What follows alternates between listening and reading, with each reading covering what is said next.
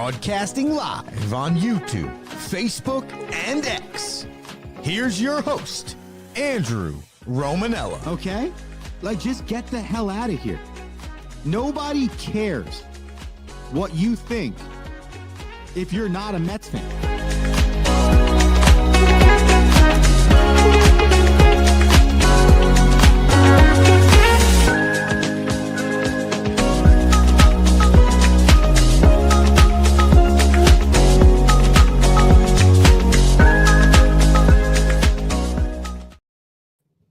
What's going on, everybody? Welcome into a Monday edition of The Rome Show, broadcasting live on YouTube, Twitter, X, Instagram, and Facebook. I'm your host, Andrew Romanella. We got you for the next 20 minutes or so, and we got a jam-packed show for the people, the Olympics, best and worst of the weekend, and Adam Silver of the National Basketball Association talking tanking. So we get right into it. The Rome Show 1 on Twitter, X, and Instagram. That's the Rome Show. Then the number 1, Twitter, X, and Instagram. YouTube.com/the Romanellas. YouTube.com/the Romanellas. Head over there. Hit that subscribe button. Don't miss any of the Romanellas content. Facebook.com/the Rome Show. We started the show off with people writing in already. We'll get to that in 2 minutes. But first, we give you our Olympic update. The United States men's hockey team finished undefeated in pool play with 2 wins over the weekend, one against Germany and another against Denmark. However, due to the excellent play from Team Canada, USA will be the number 2 team in the quarterfinal round as Team Canada takes over the number 1 seed. USA hockey, between the men and the women, have combined 23 different people scoring a point. So both USA hockey teams heading into their next round. On the women's side, our women's team is continuing to trek through the tournament with a game in the quarters against Sweden today. That game is at 10:40 in the morning. The other top team, Canada, both men and women's side. The women's side, they play Switzerland at 3:10. It is looking like it's going to be a crash course in the women's tournament for USA versus Canada. However, in the men's tournament, that could be slightly different, as Team USA is going to have a very difficult quarterfinal draw. Team Sweden finished as the number 7 seed, and they are playing Denmark in the 7 versus 10 game, which means the winner of that game will face Team USA in the quarters for a spot in the Final Four. Sweden is one of the best 4 teams in this tournament. Sweden is one of the only teams outside of Canada and the United States to have a mass majority of their players as National Hockey League players. So because of a point differential scoring, Sweden gets dropped down to the 7 seed. And now that makes it significantly more interesting for Team USA and what happens moving forward. Now, at the end of the day, you just want to be in the tournament, right? You want to be in the quarters with a chance to go to the semis, with a chance to medal, Because once you get to the semis, that's the top 4 teams remaining. So you got to win one more game, and you're guaranteeing yourself a medal. But obviously, we are here for gold. Gold is what Jordan Stolz does on the speed skating ring. Jordan Stolz collected his 2nd gold medal in as many races in the 500-meter speed skating event, breaking an Olympic record, his 2nd Olympic record of these Italy games, at a 33.77 second clip on that 500 meter. Some other medals over the weekend: Jalen Kauf and Elizabeth Lenley, they finished silver and bronze in the dual moguls for Team USA. However, not a great weekend for Team USA Winter Olympics. There were 0 medals collected by Team USA on Friday and 0 medals collected by Team USA on Sunday. The continued victor of the Winter Olympics is the country of Norway. Norway dominates the Winter Olympics. I said this on the show on Friday, the Rome Show podcast. Maybe it's your podcast, but I don't know who the hell wants to do cross-country, alpine, biathlon, skiing, whichever of the forms you choose. But in Norway, it is skiing in general. Winter sports in general are clearly a part of the fabric of that country. I read some cool stuff about how they treat their youth athletes and how different it is comparative to America's or just other countries in general, and how that truly helps develop great athletes in their country. Norway's not a huge country either comparative to the countries they're going up against: Italy, Japan, United States of America, France, etc. Norway 26 medals, Italy 22, and the United States 17. Not only does Norway have the most amount of medals won in this Winter Olympics, they also have the most amount of gold medals at 12. The United States leads the way with 8 silver. Just not an elite showing for the United States of America. And there's something I said to my players the other day when we were talking about, like, why does certain things happen? When we get to weekend's worst, Ilya Malinin, the quad god, who was supposed to be like a hand lock for the gold place medal in figure skating, bailed out on one jump and fell on another. And it's like, how did he finish 8th? How did the quote-unquote greatest figure skater in the world finish 8th? And it's because the pressure, I believe, we as United States media, we as United States fans, we as the USA contingent put so much pressure on our athletes that I think it really truly does break them, because no one follows figure skating for the 2.5 to 3 years leading up to the Olympics. No one's watching World Cup figure skating unless you're a figure skating fan. And that's not a slight on the figure skating, not at all. It's just the truth. You're not watching it like football, basketball, baseball, hockey, even soccer, right? Those are traditional sports by nature, especially in America. So every 4 years, the American population gets this crazy infatuation with these athletes they know nothing about. We know nothing about these people. It's like when my fiance says, I've never watched so much curling. It's like, hell, when am I going to watch curling? The 3.5 years leading up to the Winter Olympics? Never. I don't even know where to watch curling in the years leading up to the Olympics. But when the Olympics is on, I'm locked on curling. That's what the Olympics does. It brings sports, different versions of sports people have never seen, puts your country's flag on your back, and it makes you care more. But in America, all of a sudden, we turn into the biggest figure skating fans. We got articles released about this guy. We're hammering him. We're interviewing him. Maybe he was so good for 3.5 years prior to this. Maybe he's the best figure skater in the world when we stop caring, when we're not actually invested, when the marginal people, myself included, stops putting pressure on America's representatives, because now all of a sudden we care about downhill long distance ski jumping. 350 days could care less that alpine skiing's a thing. I didn't even know they had 15 different realms of speed skating, but now I care. And now I'm going to be mad at the American for not winning gold. I truly believe we as a country do that to our athletes. I feel like more times than not, when I'm watching the Olympic Games, it's an American underperforming as opposed to somebody from another country overperforming. We got some comments. Megan was writing in prior to the show even starting, because she is hot on Sidney Crosby still. Team Canada has outscored their opponents by a combined 20 to 3 in their 3 pool play rounds.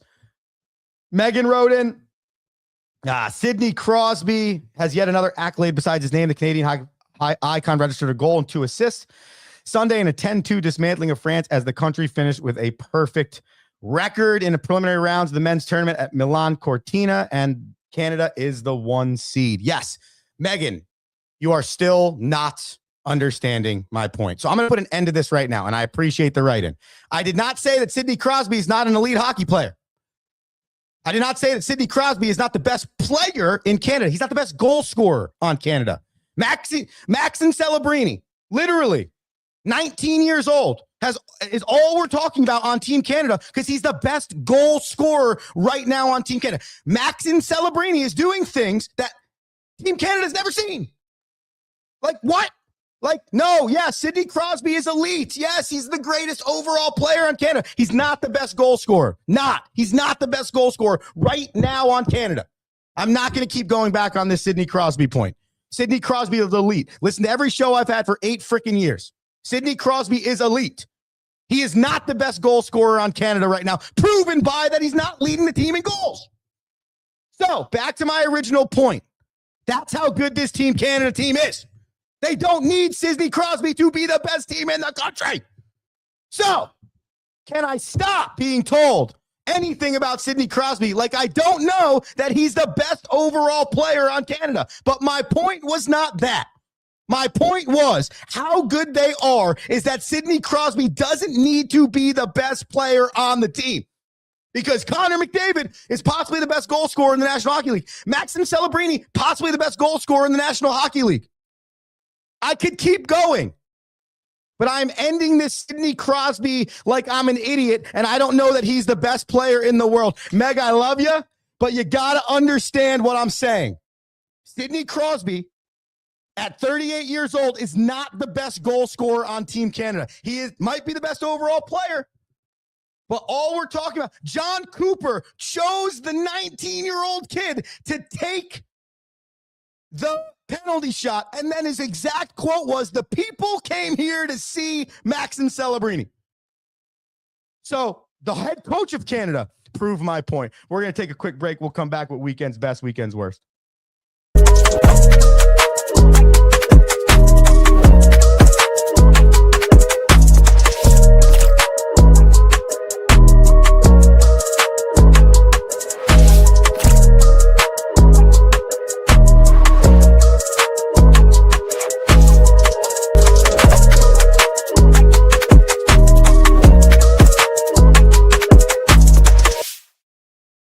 What is one thing every great leader has in common?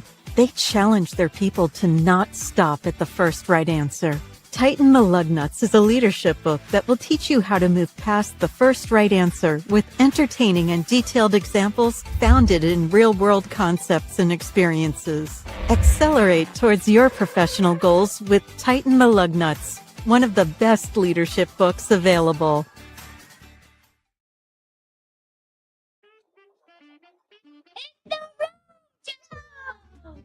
Yeah, it is the Rome Show.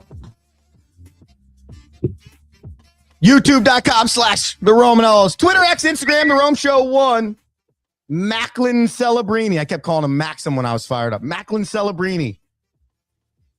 Nathan McKinnon. Connor McDavid. Those are 3 of the top 3 goal scorers in the National Hockey League. To go back to my show from last week about how good Team Canada is. And my point, not about how not good Sidney Crosby is, but literally they don't need Sidney Crosby to be the best team in the country. That is how good this Team Canada team is. Over the weekend, we had some bests and we had some worst, and we're getting right into it right now. Let's start with our weekend's best. You're simply the best. Yeah, you are. And you know what? Who is simply the best? Johannes Hosflot Kalebo. I think I said that wrong. Feels right, though. You know why this guy's so good? Because he's now the winningest medalist in Olympic winter history with his 9th medal for Team Norway, his 4th gold overall. He becomes the greatest winter Olympian all time. And see, this is my point about the Winter Olympics from before the break. If you missed it, the Rome Show podcast, wherever you listen to podcasts, but Norway's got something. The way they train, the way they go about their sports, what they care about, how it translates. I mean, man, not only are you leading the Winter Olympics with the most golds, most overall medals, but you also have the greatest Winter Olympian of all time. Congratulations to Johannes Hofsflot Klebo, as he is. Yeah, he is simply the best. How about we get off of the Olympics for a quick second, because our second Simply the Best goes to Tyler Reddick, Michael Jordan, Denny Hamlin, and 45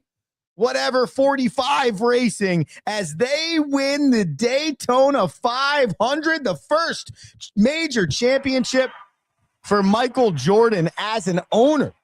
Tyler Reddick led one lap in this Daytona 500, one lap. And it was the most important lap. It was the last one. Him and Chase Elliott were at a sprint to see who could finish the 500th lap as the number one racer at the Daytona 500. And Chase Elliott crashed in true Daytona 500 fashion, a crash on the last lap. And also in true Daytona 500 fashion, a guy wins that was never expected to win, that did not race a race that looked like he should win. And somehow chaos ensues in Daytona, Florida. And we have a new Daytona 500 champion. This is also major important because Michael Jordan and his team, okay, along with Denny Hamlin, who is the part owner with Michael Jordan, and another owner of another race group, okay, they just finished settling in court versus NASCAR, okay, because NASCAR and their revenue sharing deal, Michael Jordan's team did not feel like was set up appropriately for the success of the cars, of their team, et cetera, et cetera. Well, they just settled probably about a month ago in court. And all three people, because Denny Hamlin and Jordan count as one team, all three people involved in that lawsuit won either a race on Saturday or won the Daytona 500 on Sunday. So what a great day for 23 Racing. Michael Jordan, Denny Hamlin, and Tyler Reddick, as he was over the weekend in Daytona. Oh, yeah, he was. Now, though, however, if you have some best, that also means, ladies and gentlemen, you have some simply worse. And we're going to go with what we talked about before, and that is Ilya Malinin. Sorry, guys, I can't give you the video on this right now because obviously copyright infringement from NBC. But if you haven't seen, it's really simple. The guy they call Quad God was leading by like 0.4 of a point or whatever going into round number 2 the last day. He bailed out on his quad axle, which is really truthfully one of the tricks he's known for, why they call him the Quad God. And then he just didn't land or something on his backflip trick. It was bad. And it was the pure definition of what happens when pressure gets the best of you. And I said it earlier on in the show, and I truly mean it. I just think we put so much pressure on these winter athletes, on these summer athletes, on these athletes that represent our country, okay, that it ultimately results in almost like embarrassment on the grand stage. And I feel terrible for Ilya Malinin. And I knew nothing about this guy until 5 days ago. Literally nothing. Okay. And now all of a sudden I'm like, I can't believe the Quad God fell. It's like, yeah, well, no shit, the Quad God fell. None of us knew figure skating was a thing. We couldn't have named one figure skater. One. We wouldn't have named one. Like we talked about Chalk and Bates. Okay. I only know those names because of the Olympics. Like on February 1st, if you would have asked me who's the best men's and women's pair in the United States of America, those names would never came out of my mouth because we don't know. Then the time comes around and we put so much pressure on these athletes to be elite that you see things like this. And it also reminds you how hard what these people are trying to do is, because they are the best in the world. Finally, the NBA had its all-star weekend. We need to end the slam dunk contest because it's embarrassing. We got guys that are barely in the league competing in the dunk contest. I think the revival of some of the other stuff was pretty good. I mean, I really enjoy the 3-point contest. I enjoy some of the other stuff, but for the most part, I could care less about this entire NBA weekend, and so could the players. You could change it from world to Americans, or you could do this, or you could do that. You could do whatever you want. It still does not make it entertaining. And furthermore, it's really more about the players than it is necessarily anything else. Like any format you give them, if they don't care, if they don't want to perform at the highest level, then it's going to be a bad all-star game where you just have lobs and 3-point attempts and not a lot of defense. And it's like, what is the point of doing this? I almost think the NBA should just abandon the actual playing of the game and just make it all fun contests that can engage the fans. Like Steph Curry pregame shot a ball from the NBC booth. It's like, why don't we just make that an actual event? Like, let's have a fan have the chance to make layups comparative to this Curry making threes. I don't know. I don't even think that's entertaining, but it's more entertaining than whatever has been going on the last few years. More specifically, like the dunk contest, which used to be so much fun, and now it is just brutal. So the NBA, though they're trying, they get my worst and my best. We got to get out of here, so I'm going to save Adam Silver addressing tanking for tomorrow. Meg writes in, I have not nor will watch the NBA after the Supersonics were stolen. Meg, I heard that Seattle might be getting a basketball team back. Now, I don't want to get overly excited for my fan down under there, okay? But I did hear that Seattle is among one of the two cities where they're trying to get an NBA team back. If you're wondering, the Seattle Supersonics became the Oklahoma City Thunder. We'll talk basketball tomorrow because I really want to get to Adam Silver's comments on tanking and how he believes there's a real problem in the National Basketball Association with teams tanking to try and get better lottery picks. I don't see how that makes any sense. It's a lottery. You're not guaranteed a better draft pick. I don't even see how tanking makes sense because I don't think it sets your organization up for the success long term. However, Adam Silver feels the NBA has a problem with it. And I am wondering what could be done, or if there really is anything in any sport that can be done about this topic. Thank you to my friend down under, Meg. I appreciate you being a loyal Rome Show listener. Thank you to everybody that tuned in on Instagram, Twitter X, Facebook, all of the sites. I really appreciate you. We'll be back tomorrow morning, roughly 7 a.m., maybe 6:45, whatever it is. You can get the show wherever you want, and you can listen. So that's really cool. I'm Andrew Romanella. I'll be back tomorrow. You have an electric day. Peace. Thank you for listening.